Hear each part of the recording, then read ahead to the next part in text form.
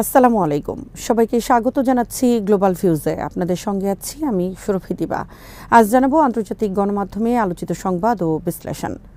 ইসরায়েলে আবার ভয়াবহ হামলা চালিয়েছে ইয়েমেনের হুথি আনসারুল্লাহ আন্দোলন।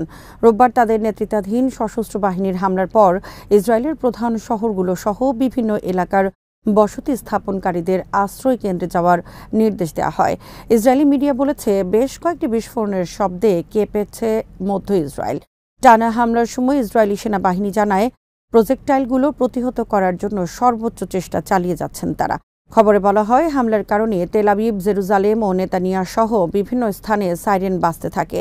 এক বিবৃতিতে আনসারুল্লাহর সিনিয়র কর্মকর্তা নাসর আল-দিন আমের আরবদের আহ্বানে ইসরায়েলি অবজ্ঞার কথা উল্লেখ করে বলেন, এর জবাবে ইসরায়েল জুড়ে যে হামলা হচ্ছে তার ভাষা কেবল দখলদার শাসক গোষ্ঠী বুঝবে। তার ভয়াবহতা কেবল তারাই অনুভব করতে পারবে। ইহুদিবাদীরা আরব শীর্ষ সম্মেলনের কণ্ঠস্বর না শোনায়, তাদের আহ্বানে মনোযোগ না দেয়ায় এই হামলা চালানো হয় বলে জানান তিনি। আমের বলেন, দখলদাররা আরব কণ্ঠস্বর শোনেনি। এখন ইসরায়েলের গভীরে বিস্ফোরণের শব্দ প্রতিধ্বনিত হচ্ছে। কিভাবে বর্বর শাসকদের কানে শব্দ পৌঁছাতে হয় তা আল্লাহর ইয়েমেনি বান্দারা ভালোই জানেন। গাজা উপত্যকায় ইসরায়েলি হামলার তীব্রতা বৃদ্ধি পাওয়ার পর বেশ কয়েকবার সতর্ক বার্তা দিয়েছিল আনসারুল্লাহ। এরপর তাদের সশস্ত্র বাহিনী ইসরায়েলে আঘাত হানল। সংগঠনটি দৃঢ়ভাবে বলেছে, গাজায় ইসরায়েলি আগ্রাসনের আরও কঠিন প্রতিশোধ নেবেন তারা।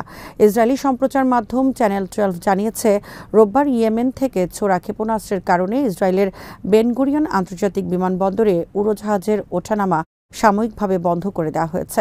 এটি ইসরায়েলের প্রধান ও সবচেয়ে ব্যস্ত আন্তর্জাতিক বিমানবন্দর। উড়োজাহাজের এই ওঠানামা কতক্ষণ স্থগিত থাকবে তা এখনও স্পষ্ট নয়। চলতি মাসের শুরুর দিকেও ইয়েমেনি যোদ্ধাদের ছোড়া একটি ব্যালিস্টিক ক্ষেপণাস্ত্র বেন গুরিয়ন বিমানবন্দরে আঘাত এনেছিল। এরপর উড়োজাহাজের ওঠানামা বন্ধ রাখা হয়। ফিলিস্তিনি প্রতিরোধ আন্দোলন হামাসের সামরিক শাখা আল কাসাম ব্রিগেডস শনিবার জানিয়েছে, গাজা সিটির পূর্বে ইসরায়েলি বাহিনীর একটি ইউনিটের সঙ্গে সরাসরি সশস্ত্র সংঘর্ষে লিপ্ত হয়েছেন তাদের যোদ্ধারা। লড়াই থেকে ফিরে এসে কাসামের যোদ্ধারা জানান, আল সুজাইয়ার পূর্বে আল নাজ্জাজ স্ট্রিট এলাকায় এই সংঘর্ষ হয়। তারা জানান, ইসরায়েলি ইউনিটটি একটি আবাসিক ভবনে নিজেদের দুর্গ বানিয়েছিল। প্রতিরোধ যোদ্ধারা সেখানে হামলা চালান। অভিযানে 2 জন ইসরায়েলি সেনা নিহত অথবা আহত হন নিশ্চিত করেছে আল কাসাম। এদিকে ইসলামিক জিহাদ আন্দোলনের সামরিক শাখা আল কুদস ব্রিগেডস জানিয়েছে, গাজা উপত্যকার পাশের ইহুদি বসতিগুলোতে বিপুল পরিমাণ রকেট ছুড়েছেন তাদের যোদ্ধারা। গাজার 5 মিলিটারি অক্ষে যখন আগ্রাসন তীব্র করেছে ইসরায়েল, তখন ইসরায়েলি সেনাদের উপর এই হামলার খবর এলো। অপারেশন গিডিয়ন্স চ্যারিয়টস শিরোনামে চলমান এই স্থল ও বিমান হামলায় রোববার ভোরে অন্তত 74 ফিলিস্তিনি নিহত হন। আল মাওয়াসির তথাকথিত সেফ জোনেও হামলা চালায় ইসরায়েলি বাহিনী। এতে নিহত হন অন্তত 36 জন। গাজার স্বাস্থ্য মন্ত্রণালয়ের হিসাবে 2023 সালের 7 অক্টোবর গাজায় আগ্রাসন শুরুর পর থেকে এ পর্যন্ত অন্তত 53,272 জন ফিলিস্তিনি নিহত হয়েছেন, যাদের অধিকাংশই শিশু ও নারী। যুদ্ধবিধ্বস্ত গাজা উপত্যকার অবরোধ অবিলম্বে তুলে নেওয়া, সামরিক অভিযান বন্ধ, মানবিক সহায়তা প্রবেশের অনুমতি এবং যুদ্ধবিরতির লক্ষ্যে আলোচনায় ফিরে যাওয়ার জন্য ইসরায়েলের প্রতি আহ্বান জানিয়েছেন ইউরোপের 7টি দেশ। এক যৌথ বিবৃতিতে আইসল্যান্ড, লুক্সেমবার্গ, স্পেন, স্লোভেনিয়া, মাল্টা, নরওয়ে ও স্পেনের নেতারা এ আহ্বান জানান। তারা বলেন, ইসরায়েল যেন অবিলম্বে গাজার অবরোধ তুলে নেয়, সামরিক অভিযান বন্ধ করে, আন্তর্জাতিক মানবিক সহায়তা গাজায় প্রবেশ করতে দেয় এবং হামাসের সঙ্গে পরোক্ষ যুদ্ধবিরতির আলোচনায় ফিরে যায়। একই সঙ্গে তারা সতর্ক বার্তা দিয়ে বলেন, যদি ইসরায়েল এসব পদক্ষেপ না নেয় তাহলে আগামী কয়েকদিন ও সপ্তাহে হাজার হাজার ফিলিস্তিনি অনাহারে প্রাণ হারাতে পারেন। বিবৃতিতে তারা বলেন, গাজায় যে মানব সৃষ্ট বিপর্যয় আমাদের চোখের সামনে ঘটছে তার সামনে আমরা নীরব থাকতে পারি না।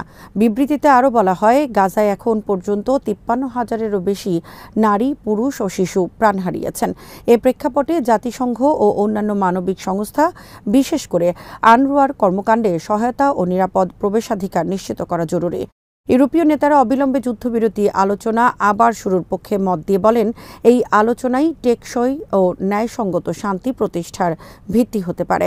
তারা ফিলিস্তিনিদের আত্মনিয়ন্ত্রণের অধিকার সমর্থন করেন এবং জাতিসংঘের কাঠামোর মধ্য দিয়ে এবং আরব ও ইসলামী দেশগুলোর সহযোগিতায় একটি শান্তিপূর্ণ ও টেকসই সমাধান খোঁজার অঙ্গীকার ব্যক্ত করেন। এছাড়াও তারা অধিকৃত পশ্চিম তীরে উত্তেজনা বৃদ্ধির নিন্দা জানান এবং অবৈধ ইহুদি বসতি সম্প্রসারণ এবং ফিলিস্তিনিদের জোরপূর্বক স্থানচ্যুতিকে আন্তর্জাতিক আইনের লঙ্ঘন হিসেবে অভিহিত করেন। ইরাকের রাজধানী বাগদাদে অনুষ্ঠিত আরব দেশগুলোর জোট আরব লীগের সম্মেলনে ইসরায়েলি আগ্রাসনে বিধ্বস্ত গাজা পুনর্গঠনের প্রতিশ্রুতি দেওয়া হয়েছে। পাশাপাশি গাজায় গণহত্যা বন্ধে ইসরায়েলের উপর চাপ প্রয়োগে আন্তর্জাতিক সম্প্রদায়ের প্রতি আহ্বান জানানো হয়েছে। শনিবার অনুষ্ঠিত এ সম্মেলনে স্পেনের প্রধানমন্ত্রী পেদ্রো সানচেজ গাজায় গণহত্যা বন্ধে ইসরায়েলের উপর চাপ বাড়ানোর আহ্বান জানান। ইসরায়েল অবরুদ্ধ ফিলিস্তিনি ভূখণ্ডে তীব্র অভিযানের ঘোষণা দেওয়ার কয়েক ঘণ্টা পর এ আহ্বান জানান তিনি। বৈঠকে জাতিসংঘের মহাসচিব অ্যান্তনিও গুতেরেস বলেন, আমাদের এখনই একটি স্থায়ী যুদ্ধবিরতি দরকার। সম্মেলনে মিশরের president Abdel Fattah al CC মার্কিন প্রেসিডেন্ট ডোনাল্ড ট্রাম্পকে গাজা উপত্যকায় যুদ্ধবিরতির জন্য প্রয়োজনীয় সব ধরনের প্রচেষ্টা চালানোর আহ্বান জানান। ট্রাম্পের আরব উপদ্বীপের দেশগুলোর সফর শেষ হওয়ার পরপরই এই সম্মেলন অনুষ্ঠিত হয়। ট্রাম্প চলতি বছরের শুরুতে গাজাকে দখল করে এটিকে মধ্যপ্রাচ্যের রিভেরায় পরিণত করার কথা বলে বিতর্কের সৃষ্টি করেছিলেন। ফিলিস্তিনিদের পরিকল্পিত বাস্তুচ্যুতি সহ ট্রাম্পের এমন প্রস্তাবের কারণে আরব নেতারা মার্চে কায়রোয় এক সম্মেলনে এই অঞ্চল পুনর্গঠনে এক বিকল্প পরিকল্পনা উপস্থাপন করেন। শনিবারের সম্মেলনে গুতেরেস বলেন, আমরা গাজার জনগণের বাস্তুচ্যুতি প্রত্যাখ্যান করছি। পাশাপাশি গাজার বাইরে জোরপূর্বক বাস্তুচ্যুতির যে কোনো প্রশ্নকেও আমরা প্রত্যাখ্যান করি। জাতিসংঘের মহাসচিব আরও বলেন, ইসরায়েলের স্থল অভিযান সম্প্রসারণ এবং আরও কিছু করার পরিকল্পনার খবরে আমি উদ্বিগ্ন। ইসরায়েলি অভিযানের তীব্র সমালোচনা করে স্পেনের প্রধানমন্ত্রী সানচেজ বলেন, বিশ্ব নেতাদের উচিত গাজায় গণহত্যা বন্ধে ইসরায়েলের উপর চাপ বাড়ানো। আন্তর্জাতিক আইন আমাদের যে সুযোগ দিয়েছে, বিশেষ করে সেগুলোর মাধ্যমে এই চাপ বাড়াতে হবে। সম্মেলনে ইরাকের প্রধানমন্ত্রী মোহাম্মদ শিয়া আল সুদানি বলেন, তার দেশ এই অঞ্চলে সংকটের পর পুনর্গঠনের প্রচেষ্টাকে সমর্থন করার জন্য একটি আরব তহবিল গঠনের পক্ষে। তিনি গাজা পুনর্গঠনের জন্য $2 কোটি এবং লেবাননের জন্য একই পরিমাণ অর্থ সহায়তার প্রতিশ্রুতি দেন। পররাষ্ট্রমন্ত্রী ফুয়াদ হোসেন বলেছেন, বাগদাদের বৈঠকে গাজার পুনর্গঠন সম্পর্কিত আগের আরব লীগের সিদ্ধান্তগুলো অনুমোদন করা হয়। এটি ট্রাম্পের নিন্দিত প্রস্তাবের পাল্টা জবাব। এই সপ্তাহে অঞ্চলটি সফরকালে ট্রাম্প আবারও বলেছেন, তিনি চান যুক্তরাষ্ট্র গাজাকে দখল করে এটিকে একটি স্বাধীন অঞ্চলে পরিণত করুক। এদিকে গাজায় ভয়াবহ আগ্রাসনের মধ্যে কাতারের রাজধানী দোহায় নতুন করে যুদ্ধবিরতি আলোচনা শুরু হয়েছে। ইসরায়েল ও হামাস উভয় পক্ষ বিষয়টি নিশ্চিত করেছে। ইসরায়েলের প্রতিরক্ষা মন্ত্রী ইসরায়েল কাটজ শনিবার এক বিবৃতিতে বলেন, দোহায় হামাস প্রতিনিধি দল বন্দি বিনিময় চুক্তির আলোচনায় ফিরে এসেছে। হামাসের মিডিয়া উপদেষ্টা তাহের আল নৌনি রয়টার্সকে জানান, কোনো শর্ত ছাড়াই গাজায় যুদ্ধবিরতির নতুন দফা নিয়ে পরোক্ষ আলোচনা শুরু হয়েছে। তিনি বলেন, হামাসের প্রতিনিধি দল যুদ্ধ বন্ধ করার প্রয়োজনীয়তা, বন্দি বিনিময়, গাজা থেকে ইসরায়েলি সেনা প্রত্যাহার, মানবিক সাহায্য ও গাজার জনগণের সব ধরনের চাহিদা পূরণ নিয়ে তাদের অবস্থান তুলে ধরেছে। চলমান এই আলোচনায় অগ্রগতি এসেছে কিনা এ নিয়ে কোনো তথ্য পাওয়া যায়নি।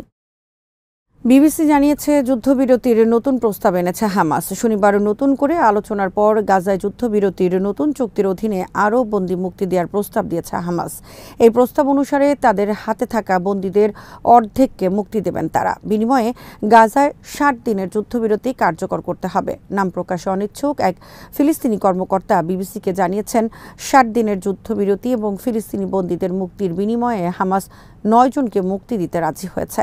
স্কাই নিউজ আরাবিয়ার এক প্রতিবেদনেও একই ধরনের প্রস্তাবের কথা বলা হয়েছে।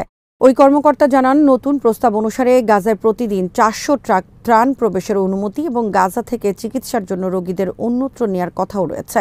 জানা গেছে, হামাসের এই প্রস্তাবের পর ইসরায়েল অবশিষ্ট সব বন্দীর জীবিত থাকার প্রমাণ ও বিস্তারিত তথ্য চেয়েছে। প্রস্তাবিত চুক্তি নিয়ে ইসরায়েল কোনো মন্তব্য করেনি। তবে আলোচনার আগে দেশটি বলেছিল, গাজা থেকে তারা সেনা প্রত্যাহার করবে না কিংবা যুদ্ধের অবসানে কোনো প্রতিশ্রুতিও দেবে না। আজ এখানেই শেষ করছি। সবাই ভালো থাকুন, সুস্থ থাকুন আর দেখতে থাকুন বিডিভিউজ। চ্যানেলটি ভালো লাগলে সাবস্ক্রাইব করুন। সংযুক্ত থাকুন আমাদের ফেসবুক পেজে। আল্লাহ হাফেজ।